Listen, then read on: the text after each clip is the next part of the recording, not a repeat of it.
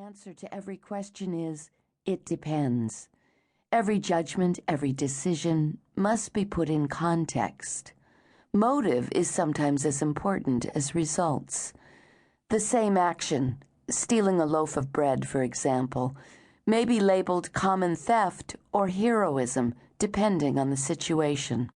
Years ago, I coined a term for myself, omnivalent, an adjective that describes a person who has complex and changing ideas about everything all the time.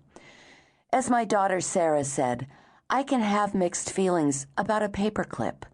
I am capable of generating 100 judgments per minute. That interview should have been handled more smoothly.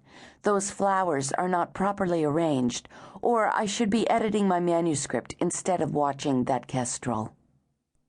I am phobic about wasting time. I carry a notebook and books or magazines everywhere, and if I am waiting in line, I read or make additional to-do lists. I am easily bored, moody, exuberant, obsessed with sleep, and greedy for sensory pleasure, knowledge, and love. I work with 3 calendars, and I constantly overcommit myself to projects and people. I remember every argument I've ever had with Jim, and every time in my life that someone hurt my feelings. I am the poster child for not letting things go. Serenity is my ultimate abstract concept. Who needs Buddhism more than I do? Who could benefit more from learning to sit down, breathe slowly, and rest the mind? Yet when I first shared my interest in meditation with friends, I received befuddled reactions. That doesn't seem like you, or slowing down your brain? Impossible. Or even worse, given the way your mind works, I am not sure you should try something like that. I would not describe myself as a Buddhist, but rather as Buddhish. I have only a cursory knowledge of Buddhism's history and its different forms. I do not have a teacher, and I don't identify with a particular school. I wouldn't presume to proselytize my version of Buddhism light, but in this book I hope to demonstrate how reading about Buddhism and learning meditation skills have been useful to me. I will make no distinction between mindfulness training and Buddhist meditation. Mindfulness training is a Western term for Buddhist practices that have been adapted for all kinds of settings. Buddhists talk about breaking attachments and taming the monkey mind. Mindfulness therapists are more likely to speak of being present in the moment and of fully experiencing one's life.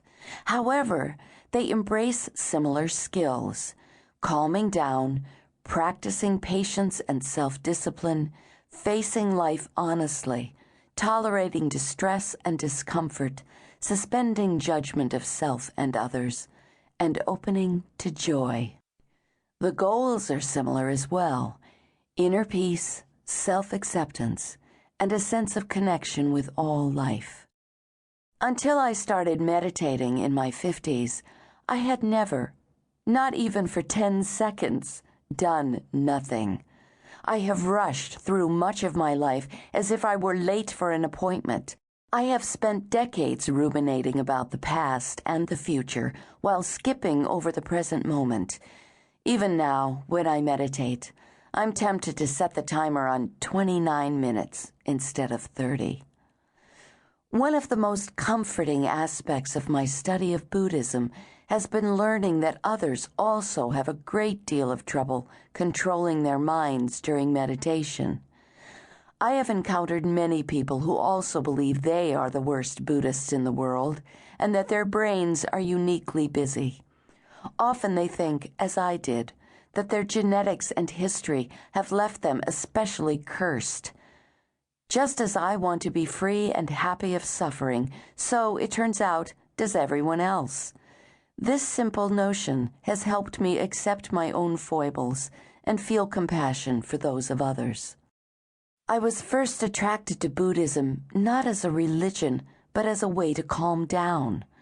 I would argue that the Buddha is the world's most ancient and brilliant psychologist. From my perspective, his